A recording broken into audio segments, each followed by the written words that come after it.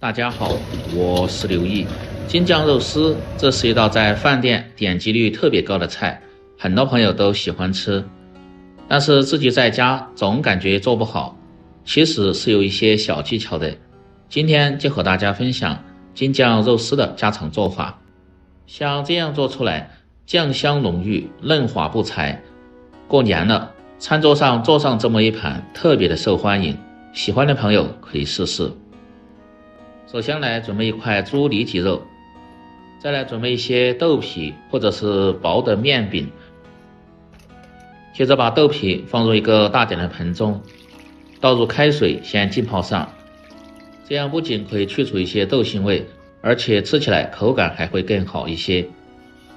接着把猪里脊肉先改刀切成片，这个不用太薄，稍微偏厚一点。如果感觉不好切的，最好是放在冰柜冻上10分钟。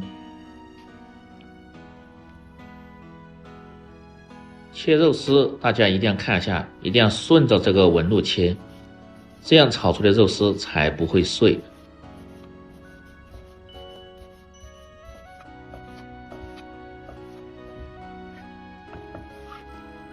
全部切好后放入水中浸泡上，去除一些血水和腥味。接着来准备炒制的小料，生姜1块先拍破，再切碎。少许的大葱切成葱花，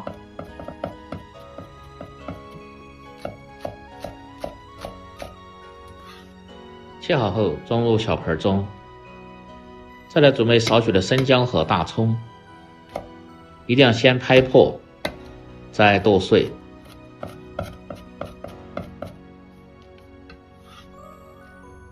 然后装入盆中，放入少许的清水，用手多抓揉几下，让姜葱的香味能够很好的释放在水中。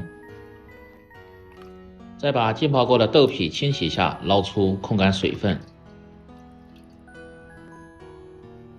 接着来准备大葱1根，清洗干净后从中间破开，再斜刀切成丝，这样葱丝吃起来才不会塞牙。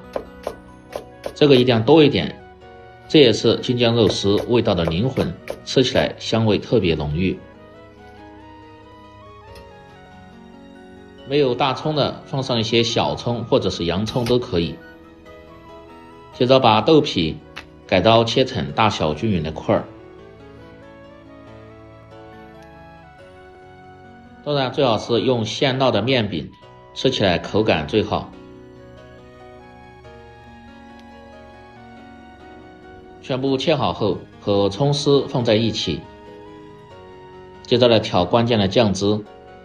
小盆中先放入15克左右的甜面酱，5克左右的海鲜酱，没有的可以不放，主要是让酱汁的香味更浓郁。再倒入10克左右的生抽酱油，料酒稍微多一点，用勺子慢慢的搅拌均匀。再把浸泡过的肉丝清洗2遍，捞出挤干水分，接着来腌制底味。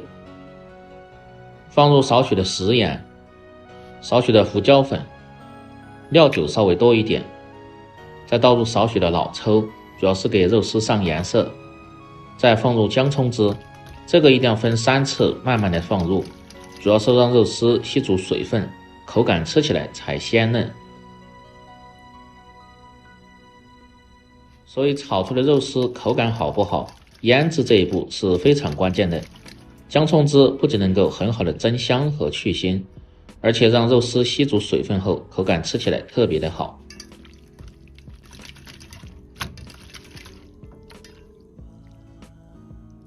抓拌至肉丝吸足水分后，放入半个鸡蛋清，继续搅拌均匀。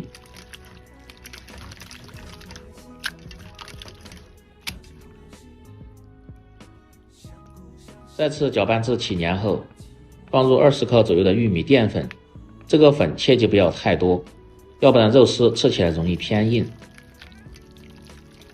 再次搅拌均匀就可以了。像这样腌出来的肉丝，吃起来又滑又嫩，一点也不会发柴。最后放入少许的植物油，炒制的时候就不会粘连。全部食材准备好后，接下来起锅烹饪，把锅底的水分一定要烧干，再放入少许的植物油，先把锅润透。油温烧至4成热，也就是120度左右，切记不要太高。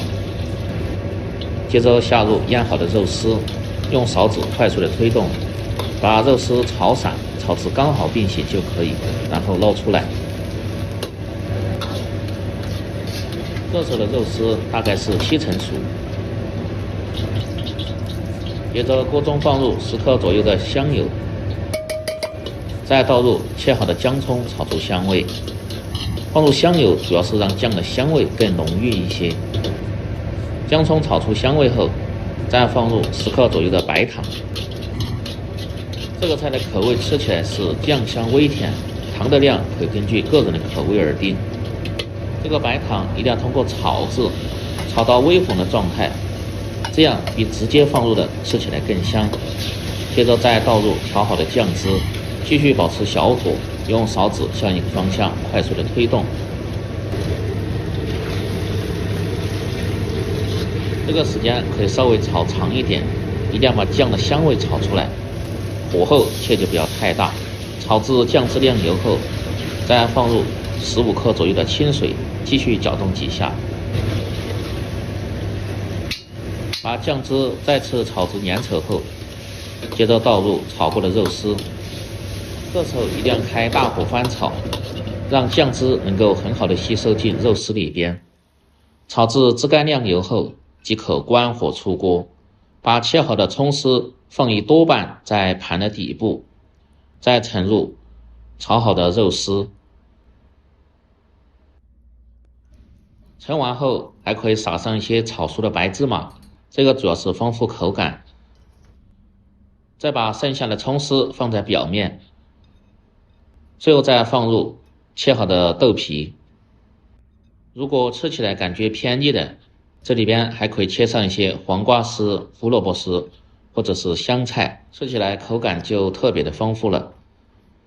京酱肉丝在家只要掌握好这些步骤和技巧，保证让你做出来的比饭店还要好吃。喜欢的朋友记得帮忙点赞、评论、转发、收藏，我们明天再见。